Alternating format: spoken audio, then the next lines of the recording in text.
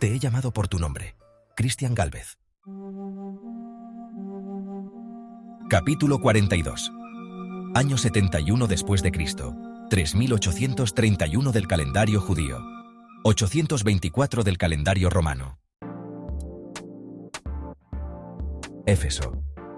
El puerto de Éfeso se alzaba como una joya en las aguas del mar Egeo, donde la riqueza y la diversidad se entretejían en una danza constante de barcos, comerciantes y viajeros de todos los rincones del mundo conocido. Las murallas del puerto resplandecían bajo el cálido sol mediterráneo, mientras el bullicio de las calles empedradas resonaba entre los navíos que atracaban en sus muelles de madera crujiente. En los muelles, las grúas chirriaban mientras descargaban cajas de mercancías preciosas. Sedas de Oriente, ánforas de vino griego y esculturas de mármol talladas por hábiles artesanos. Los marineros, curtidos por el sol y el salitre, compartían relatos de sus travesías mientras comerciantes ambiciosos regateaban precios y tejían alianzas comerciales que trascendían fronteras y culturas. El aroma de incienso se mezclaba con el olor del pescado fresco y el pan caliente, creando un perfume que era la esencia misma de Éfeso.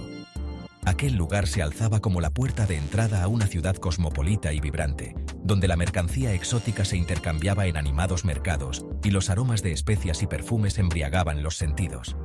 Los navegantes, con sus historias de tierras lejanas y mares tormentosos, llenaban las tabernas con risas y canciones de ultramar mientras el vaivén de las olas mecía los barcos anclados en la bahía en una danza eterna. La ciudad despertaba bajo el abrasador sol del Egeo, extendiéndose majestuosa desde las colinas verdes hasta el mar brillante que tocaba sus pies. La urbe no era solo un punto neurálgico del comercio y la cultura del Imperio Romano, sino también un hervidero de ideas, donde la antigua tradición y el nuevo pensamiento se entrelazaban en un vibrante tapiz de vida cotidiana. Era en la Éfeso de Heráclito donde el mármol blanco de sus grandiosas estructuras brillaba intensamente bajo el sol, reflejando la opulencia y el poderío de una ciudad que se había ganado el favor de emperadores y dioses. Aquella era la Éfeso que el apóstol Pablo de Tarso encontró en sus viajes, excitante, diversa y abierta a las palabras de salvación que él predicaba.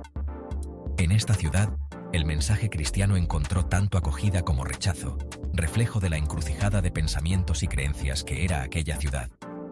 Los disturbios en el teatro, provocados por aquellos que veían en el nuevo credo una amenaza a sus tradiciones y negocios, eran tan parte de la ciudad como los debates filosóficos en las columnatas del ágora. En sus callejuelas polvorientas, una figura venerable y misteriosa se deslizaba como una sombra entre los habitantes de la ciudad, el anciano apóstol Juan. Sus cabellos plateados ondeaban al viento como un estandarte de sabiduría, y sus ojos profundos parecían contener los secretos del universo. Envuelto en un manto sencillo, pero radiante de paz y serenidad, Juan era tanto una leyenda viviente como un pastor humilde para la comunidad cristiana que lo rodeaba. Atracados minutos atrás, mientras Jacob y Lucas paseaban por los muelles, contemplando el ir y venir de los barcos y los tratos comerciales que tenían lugar, una figura conocida captó su atención. Allí, entre la multitud de marineros y comerciantes, se encontraba el rostro sereno y venerable del apóstol Juan, cuyo porte imponía respeto y devoción. «Queridos amigos», exclamó el anciano apóstol con una sonrisa cálida al ver a Jacob y Lucas acercarse a él. Lucas y Juan se abrazaron con afecto sintiendo la conexión espiritual que había sido forjada en aquellos primeros encuentros en su hogar, en compañía de Pablo. Jacob quedó mudo. No entendió el abrazo entre ellos, y tampoco entendió que los saludara de aquella manera. Interrogó a Lucas con la mirada. «¿No le conoces?», preguntó pícaro Lucas. Jacob miró al desconocido, que le recibía con una sonrisa familiar. «Pequeño Jacob». «¿Juan?», preguntó Jacob sorprendido, pero comprendiendo que no se trataba de una casualidad. El vetusto apóstol asintió, y ambos se fundieron en un abrazo interminable. «¿Qué le ha pasado a tu pierna, amigo mío?», preguntó Juan señalando la cojera del médico griego. «Un rasguño. Podría haber sido peor, ¿verdad, Jacob?». Lucas le quitó hierro al asunto buscando la complicidad de su salvador. «No te preocupes por él, Juan. Lucas es más fuerte que un toro», bromeó Jacob con cariño.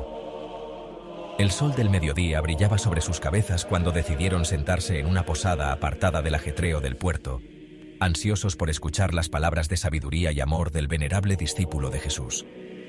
Con el gentil murmullo del mar como telón de fondo, mientras degustaban un austero banquete a base pescado y pulmentum, cereales empapados en leche y agua, la tarde transcurrió en conversaciones profundas y espirituales, en las cuales el apóstol Juan impartió sabiduría divina y consuelo a aquellos peregrinos, y Lucas narraba con todo tipo de detalles la valentía de Jacob en mitad del asedio de Jerusalén. El apóstol Juan habló con ternura y serenidad, compartiendo reflexiones sobre su vida en Éfeso, la fe, la esperanza y el camino del amor. En las plazas atestadas y en los callejones estrechos, corrían rumores sobre los milagros atribuidos al anciano apóstol. Se decía que sus oraciones tenían el poder de sanar enfermedades incurables y de calmar tormentas violentas en el mar. Muchos acudían a él en busca de consuelo, sabiendo que su presencia irradiaba una calidez divina que reconfortaba los corazones más atribulados. A pesar de su avanzada edad, Juan era una figura enérgica y llena de vida, siempre dispuesto a escuchar las preocupaciones de los fieles y a compartir sus profundas visiones sobre el amor y la fe. Sus palabras eran como un manantial de sabiduría, inundando los corazones con la esperanza y el consuelo que solo la fe verdadera puede brindar. Pero no todo era tranquilidad en la vida del apóstol Juan en Éfeso. Los enemigos de la fe acechaban en las sombras, ansiosos por poner fin a su influencia y a su mensaje de amor y perdón. Intrigas se tejían a su alrededor, desafiando su autoridad espiritual y poniendo a prueba su fe hasta sus límites más profundos. En medio de esta atmósfera cargada de misterio y peligro, el apóstol Juan se había convertido en un faro de luz en la oscuridad, recordando a todos que, incluso en tiempos de adversidad, la fe y el amor eran las fuerzas más poderosas que existían en aquel mundo turbulento. Recordó momentos compartidos con el Maestro, lecciones aprendidas y milagros presenciados.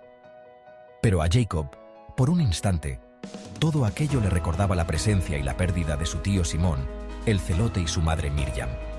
Lejos de continuar con el discurso de Juan, mientras jugaba con su reconocible leptón, alzó la vista mirando al apóstol con ojos llenos de curiosidad y anhelo espiritual. «Maestro Juan», comenzó Jacob tímidamente, «durante muchos años me negué a buscar respuestas, y sin embargo Lucas se convirtió en mi guía durante este peregrinaje.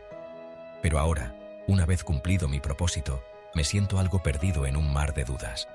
¿Cómo puedo descubrir uno nuevo? ¿Mi misión en esta vida?» El apóstol Juan reparó en su moneda y le dedicó una mirada compasiva. Lucas le dejó hacer. Era un momento único, irrepetible.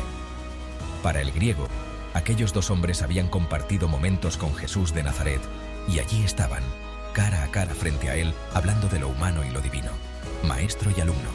Y él, mero espectador, disfrutaba como nunca.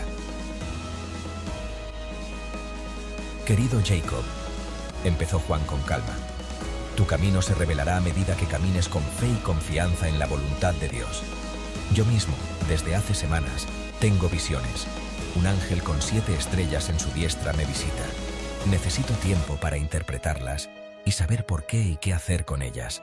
Observa a tu alrededor y presta atención a las necesidades de los demás. Sé la luz y el consuelo en un mundo lleno de oscuridad y sufrimiento. No temas compartir la verdad y la esperanza que habitan en tu corazón, pues tu misión es ser un reflejo del amor divino en todo lo que hagas. Si solo yo doy testimonio de mí mismo, mi testimonio no es verdadero», dijo Jesús de Nazaret. «Lucas ha terminado su testimonio. Yo a mi manera predico aquí, en Éfeso. Ya salvaste su palabra. Difúndela ahora, pues». Jacob escuchó atentamente, sintiendo una calidez reconfortante. Durante horas, tanto él como Lucas enriquecieron sus almas con las palabras del anciano apóstol, cuya fe inquebrantable y amor por el Maestro se evidenciaban aún más en cada historia compartida. Por otra parte, Lucas le confesó a Juan todo lo que le había contado Jacob durante la travesía: las parábolas del buen samaritano, del rico insensato, del hijo pródigo, de la moneda perdida y un largo etcétera. Todo aquello que haría del Evangelio de Lucas un texto único. Juan se maravilló ante la memoria prodigiosa de Jacob. Ni él mismo recordaba cada parábola con tanto detalle. Debería haber sido uno de los nuestros, pensó Juan en lo más profundo de su ser. Cuando el cansancio se apoderó de ellos, el apóstol los invitó a descansar en su humilde hogar, en el extrarradio de Éfeso, con el fin de recuperar las fuerzas y continuar al día siguiente. Tras aquel encuentro con Juan, el discípulo amado, en la mente de Jacob comenzó a germinar una idea inspirada por las palabras del apóstol, mientras trataba inútilmente de conciliar el sueño. ¿Y si su telos, su propósito, no hubiera terminado? ¿Y si el destino final de su peregrinaje no acababa en Éfeso? ¿Y si la palabra de Abba no estaba segura del todo? Y con todas aquellas dudas, mientras sus párpados comenzaban a pedir permiso para descansar, Jacob comenzó a trazar un plan. Difundir su palabra en el lugar más peligroso del mundo conocido.